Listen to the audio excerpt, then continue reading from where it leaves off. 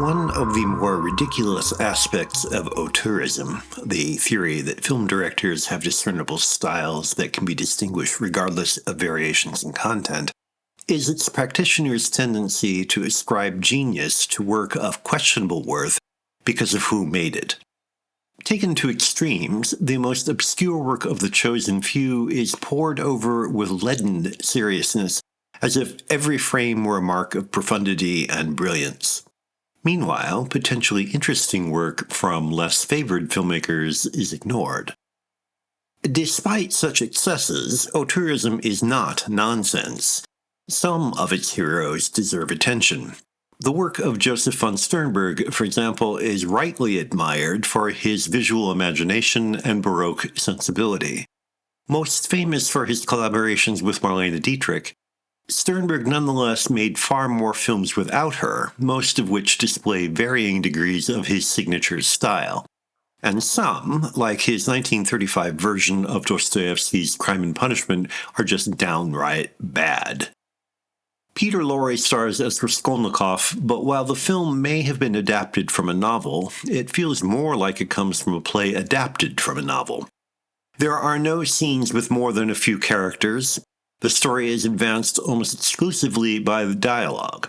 The camera sits on the actors as they talk, and only once in a very great while does an interesting shot suggest Sternberg's presence. Indeed, the director's contribution is almost negative, in the sense that only a man working by his own rules could make something this clumsy.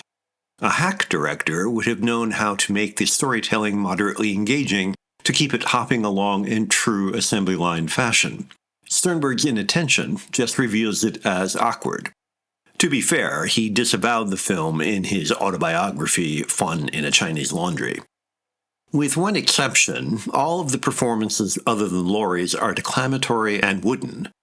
That exception, when Elizabeth Risden as Raskolnikov's mother emits a harrowing, gut-wrenching scream at hearing what her son has done, hints at where the rest of the film could have gone had Sternberg been more engaged. Even Lorre seems to jump from one emotion to another, giving Raskolnikov an undeniable unpredictability, but also making it difficult to empathize with his mounting paranoia. As for the usual strengths of a Sternberg film, the decor and lighting, both seem embarrassingly threadbare.